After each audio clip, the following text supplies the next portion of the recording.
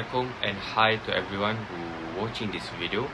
And the objective for this video is to presenting for grouping assignment, which is for finance 657.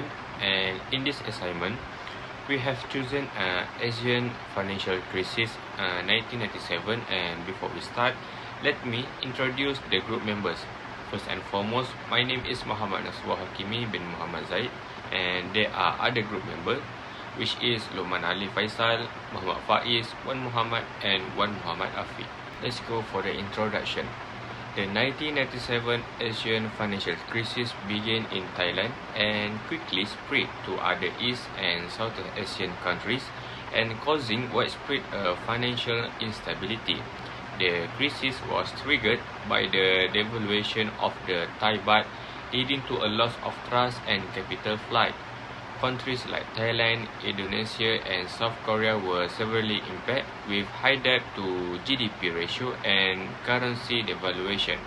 The International Monetary Fund (IMF) provide aid to this country to stabilize their country, and the crisis had a global repercussion and causing stock price to plummet, but economy recovered by 1999 as regional efforts strengthen financial stability and supervision. Hi, my name is Luqman Ali Faisal bin Jamluddin. Let's talk about the Asian financial crisis in 1997. The Asian financial crisis of 1997 began in Thailand and quickly spread across the neighboring countries, creating a regional financial contagion.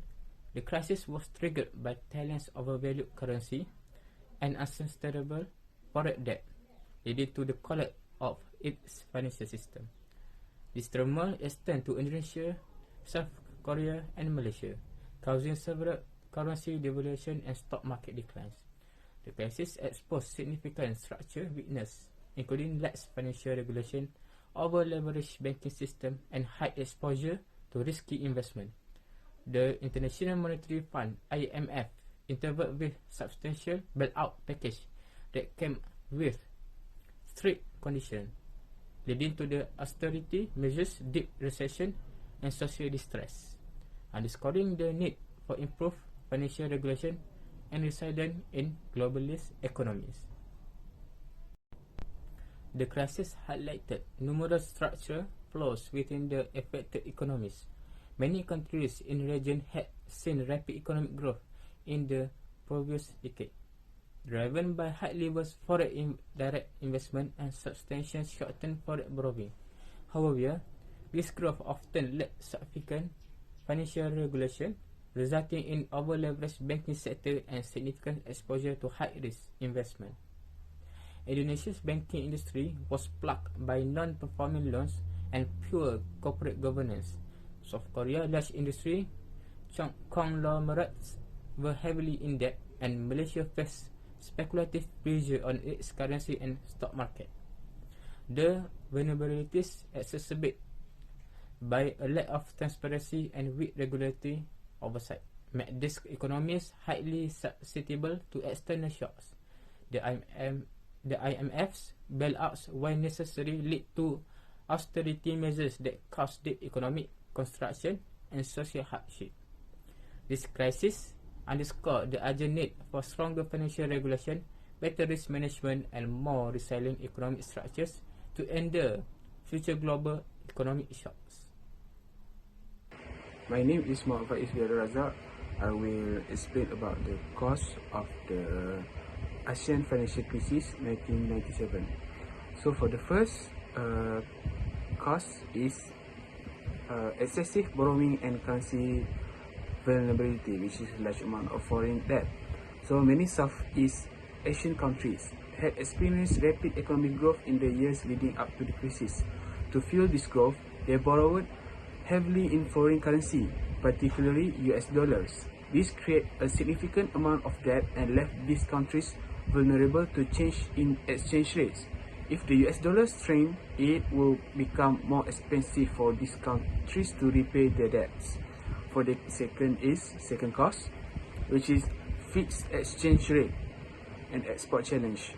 Another contributing factors was the fixed exchange rate system in place for many ASEAN currencies. These currencies were pegged to the US dollar, meaning their value was artificially tied to the dollars. This system had some benefit for international trade, but it also made exports from these countries less competitive. If the US dollar becomes stronger, the exports became relatively more expensive compared to products from other countries. For the third is weak financial system and fragility. The financial system in many ASEAN countries were underdeveloped at the time. Banks may have engaged in risky lending practice, and there were strong regulations in place to prevent this. Additionally, asset bubbles, situations where asset prices become inflated beyond their actual value, may have formed in some countries. This combination of factors create a fragile financial system that was susceptible to collapse when economic conditions worsen.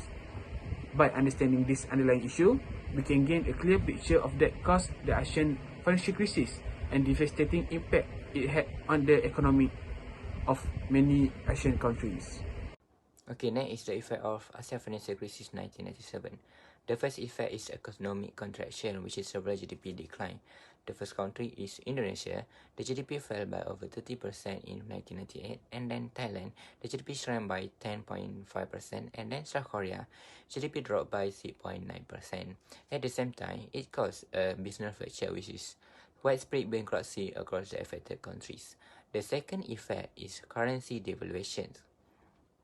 A dramatic currency depreciation occurred, which is Thai baht sharp decline after floating in July 1997. Indonesian rupiah fell from 2,600 to over 40,000 per US dollar, and then South Korea won and Malaysia ringgit also saw a significant loss at the same time, caused a surge in inflation or inflation spike occur. The increasing financial strain on government and business. And then the third effect is widespread social hardship. The first is rising poverty rate, which is economic downturn pushed many into poverty, and then social unrest and protests. In Indonesia, riot and protests lead to President Suharto's resignation. Similar unrest in Thailand, South Korea, and Malaysia due to austerity measures.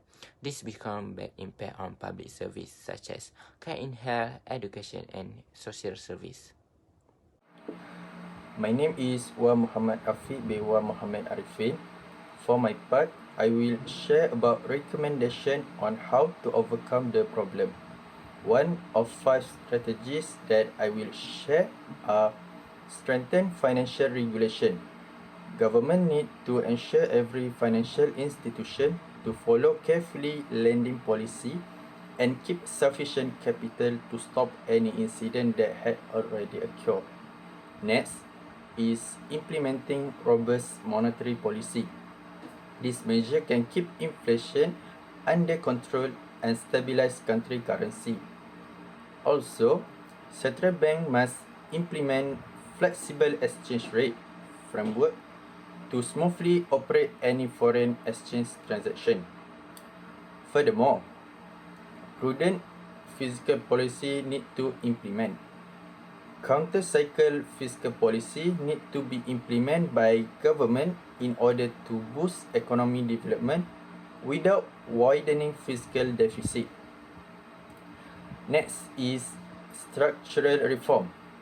An economy will be strengthened by diversifying its sources of income and encourage industry like manufacturing and technology to expand more in the country. This action will increase export, attract foreign investors, and promote long-term economic growth. Last one is international support. By getting international support from International Monetary Fund (IMF), can offer national technical advice and financial support to stabilize their economy and carry out required reform. That's all from me. Thank you. Sum it all, the ASEAN financial crisis of 1997 until 1998 led to a widespread financial instability, currency devaluation, and economic contraction. To overcome the crisis, a comprehensive plan is needed by combining structural changes, prudent fiscal policy, strong monetary policy, and increased financial regulation and supervision.